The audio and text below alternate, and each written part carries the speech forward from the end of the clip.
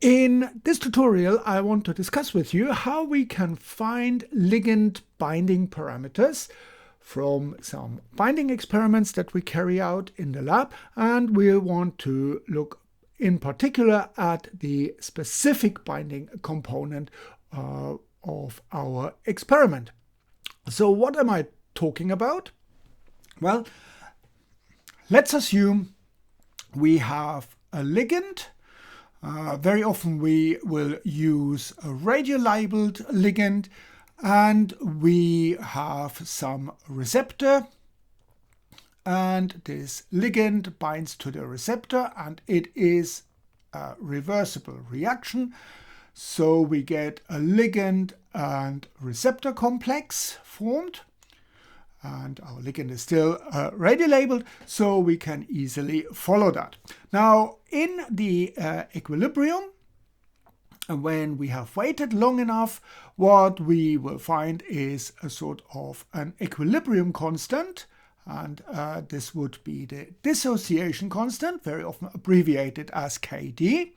And in the equilibrium, this is basically the concentration of the ligand receptor complex divided by the concentration of the ligand times the concentration of the receptor.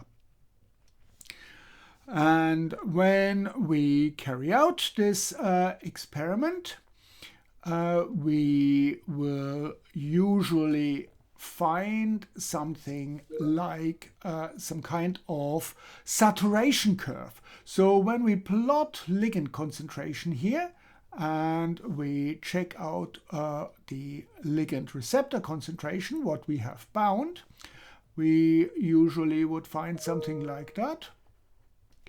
And this sort of asymptotic line, this gives us this indicates when all the ligands are in the when all the receptor are in the ligand receptor complex. So this is usually denoted as Bmax, the maximum binding that we get. And the KD, that would be a value, that would be the ligand concentration at which we get half maximum of Bmax. So this value here would be half Bmax, and the ligand concentration that gives us Bmax, that is denoted here by this KD value, by the dissociation constant that we have in the equilibrium. And of course, this looks very familiar to people who do enzyme kinetics, because in fact this is nothing else what Michaelis and Menten actually worked on when they discovered the famous Michaelis-Menten equation. So we can basically write an equation where we can say bound, the amount of bound ligand equals the Bmax value, that's the maximum value that we can bind, times the ligand concentration divided by the KD plus the ligand concentration. And that really looks very familiar when we think about Michaelis-Menten equation. Here we would have the rate, here we would have Vmax, here would be our substrate concentration, that would be our Km, but otherwise the shape of the curve, this rectangular hyperbolic curve, is exactly the same. So this is our equation with which we have to work, and now we need to find out the parameters Bmax and Kd. Okay, so how can we do that? Now let's head over to Excel, because we can do that from experimental data quite nicely and easily. So here is Excel, and I've written again the equation down here. So here we have a set of data. We have ligand concentration, and we have our bound ligand, and we usually measure that because it is radioactively labeled. We usually measure the radioactive counts from the bound ligand. So let's have a quick look at what the data look like if indeed it gives such a rectangular hyperbolic curve. So we highlight the cells, insert, and we choose a scatter plot here. So scatter plot, let's do it with a line, and we see it gives us such a hyperbolic curve. Here we would have the bound values, and here on the x-axis we have the ligand concentration, and we see it gives us something what I just indicated with this hyperbolic rectangular hyperbolic curve. Okay, so how do we find our Bmax? What we see is that we haven't reached the saturation point. So how can we find that? And because we need it to determine KD. And what we can do is we can make use of the power of Excel with the solver function. But first of all, before we do that, let's create a model that we can use using this equation here. And we could, for example, come up with some estimates for KD. So we could say maybe KD, maybe Bmax, that would be, well, it would be larger than this number here. Let's say Bmax might be 300 CPMs. So I made an estimate for Bmax, 300. Half of Bmax would be 150, so 150, that would be this one here. So KD might be around 1 nanomolar in this case.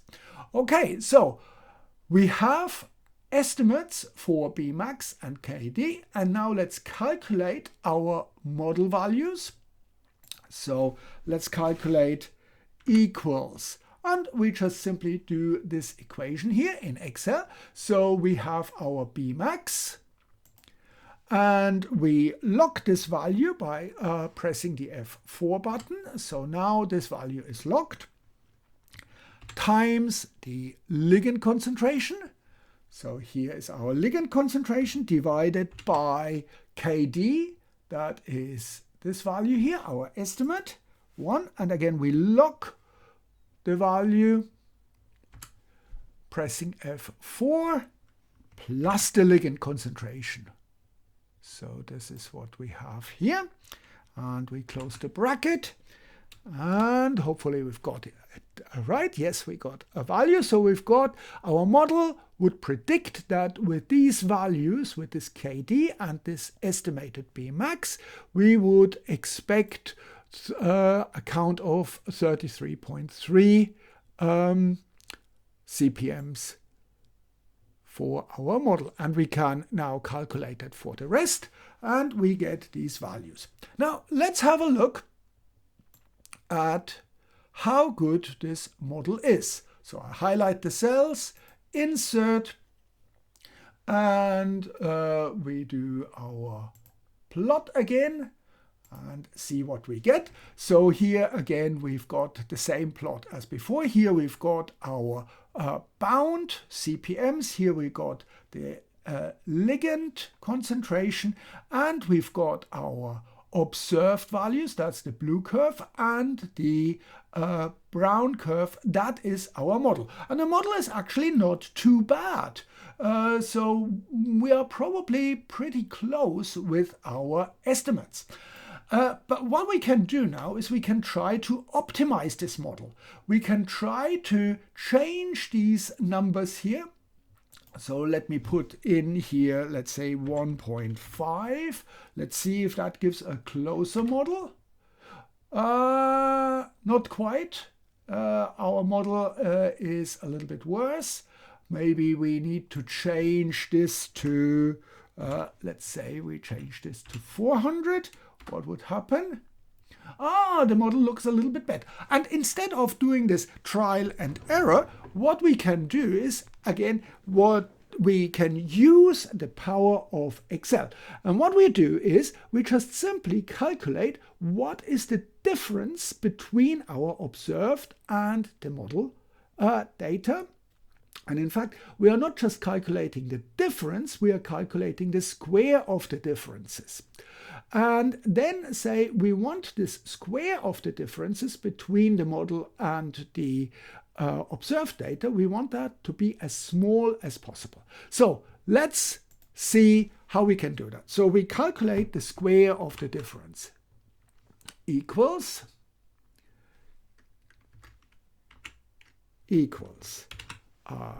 open the bracket, we calculate bound data minus the model,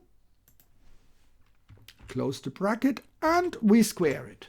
So this is the square of the differences. So here we square all the values. So what we see here, we've got the squared difference of this model here for our highest ligand concentration. So we've got the squared differences. And now we add them all up.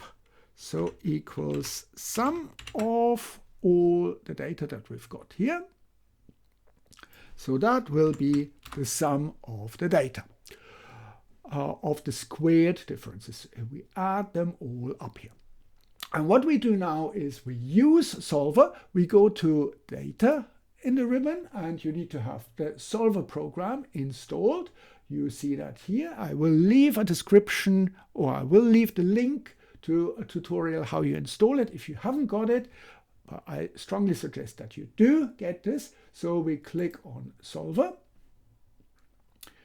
And what we want to do, I want to clear that first here.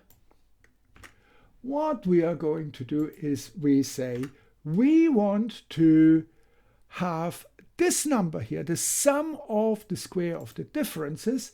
We want this to,